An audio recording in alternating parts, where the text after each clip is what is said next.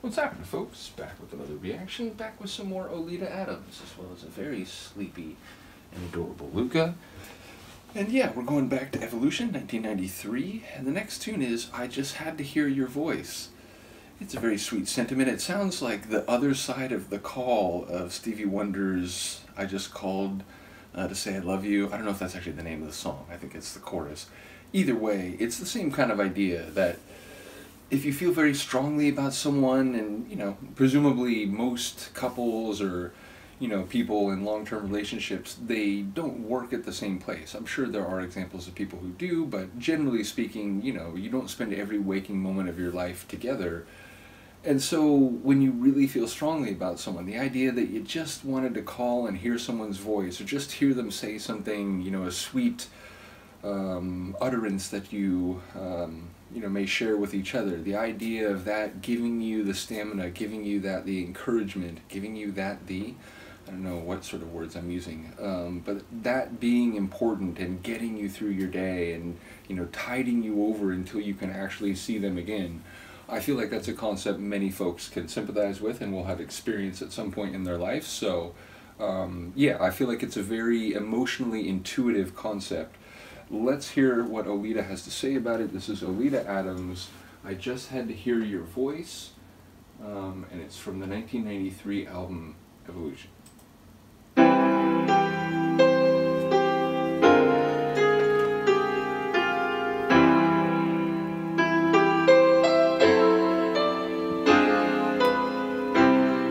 I know you thought it best that we spend a little time apart, but one night without you is too much for my heart. I know I promised not to call.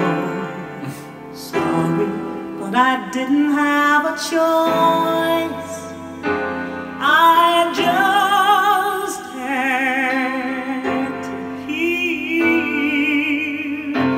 your voice. I had to know that you're okay. I couldn't get to sleep this way.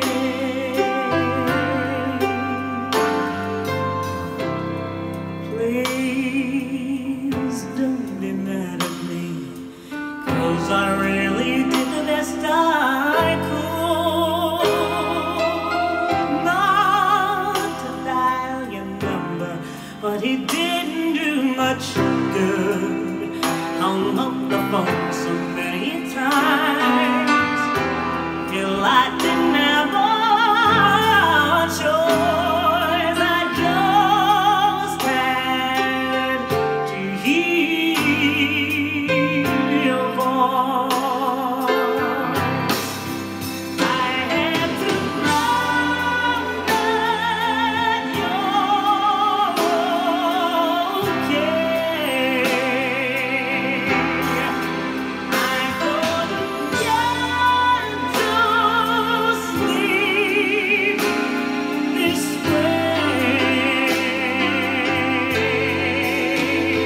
but I had to hear you say hello. I had to, because I love you so.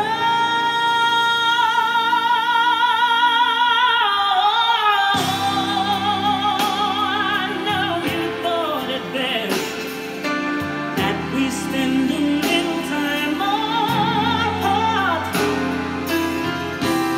but I had to hear your voice. Though I know it wasn't right, oh, I had to hear your voice.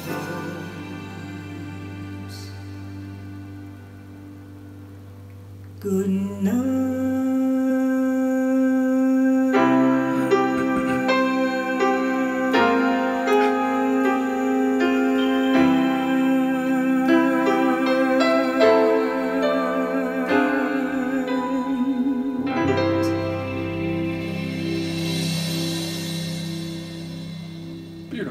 gave Luca's back foot a high five just now, because she did a big stretch.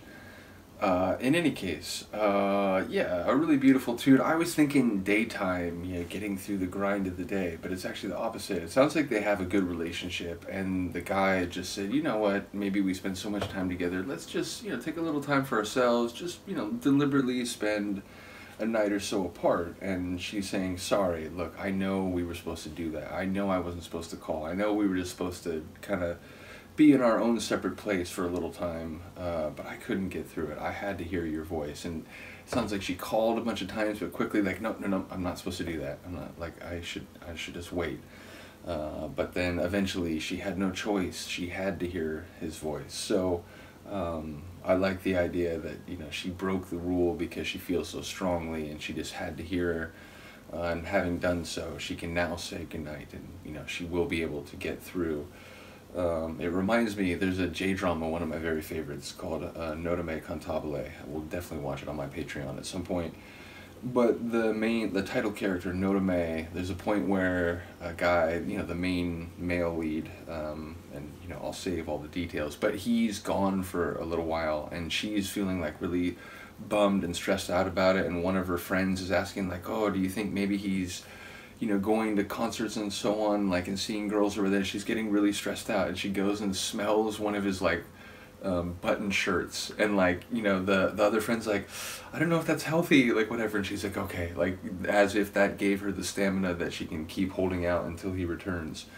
So yeah, I wonder if she tried something similar, but I am amused, though, that she tried, or she called a bunch of times, but it didn't go through because she quickly hung up and realized, like, wait, no, I'm not supposed to do that. But eventually it's like, you know, she couldn't be stopped, even by herself. So a cool tune, and again, one I think most people will identify with, and, you know, have an emotional understanding of, you know, the sentiment that song comes from. So shout out to Oleta. I felt like at moments there you can feel the Roland production. There's just some aspects about the way that tune is put together sonically that you feel the wise compositional ways, perhaps, of Roland, or at least the sonic balancing and blending.